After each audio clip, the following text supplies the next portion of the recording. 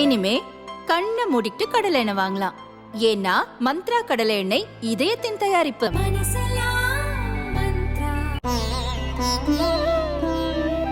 தினம்தோறும் விளக்கேற்ற நல்ல எண்ணெய் இதயம் நல்லெண்ணெய். சுரா கைட் 11ஆம் வகுப்பு பொதுத் தேர்வுக்கான புதிய பதிப்பு. அதிக மதிப்பெண் பெற சுரா கைட் அனைத்து புத்தக கடைகளிலும் கிடைக்கும். Also available on Amazon, Flipkart and surabooks.com.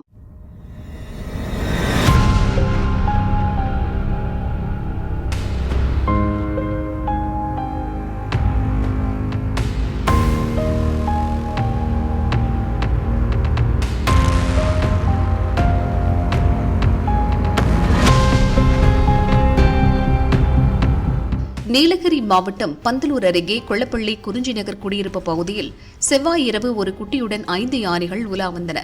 அங்குள்ள தேயிலை தோட்டத்தில் யானை கூட்டம் முகாமிட்டிருந்த நிலையில் இன்று அதிகாலை சண்முகநாதன் என்பவரின் வீட்டின் அருகே யானைகள் சத்தம் போட்டபடி நின்றன. இதுகுறித்து அவர் வனத்துறைக்கு தகவல் கொடுத்தார். வனத்துறையினர் வந்து பார்த்தபோது யானைகள் கிணற்றை சுற்றி நின்றிருந்தன.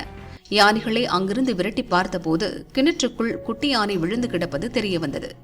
தாய் யானை மட்டும் அங்கிருந்து செல்லாமல் குட்டியை மீட்க தொடர்ந்து போராடியது. சுமார் 30 அடி ஆழமுள்ள கிணற்றில் துதிக்கையை விட்டு குட்டியை மீட்க முயற்சித்தது. முடியாததால் கோபத்தில் கிணற்றின் அருகே இருந்த சண்முகநாதன், வேளவேந்தன் ஆகியோர் வீடுகளை உடைத்து சேதப்படுத்தியது. வனத்துறையினரையும் தாக்க முயன்றது. இதையடுத்து பொக்லைன் வரவழைக்கப்பட்டு கிணற்றின் அருகே நிறுத்தி தாய் யானையை விரட்ட முயற்சித்தனர்.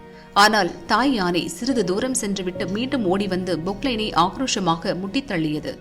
அதில் லேசாக காயமடைந்த தாய் யானை அங்கிருந்து சோகத்துடன் சென்றது. பின்னர் பொக்லைன் மூலம் கிணற்றின் அருகே பள்ளம் தோண்டி குட்டியை மீட்கும் பணி தொடங்கியது.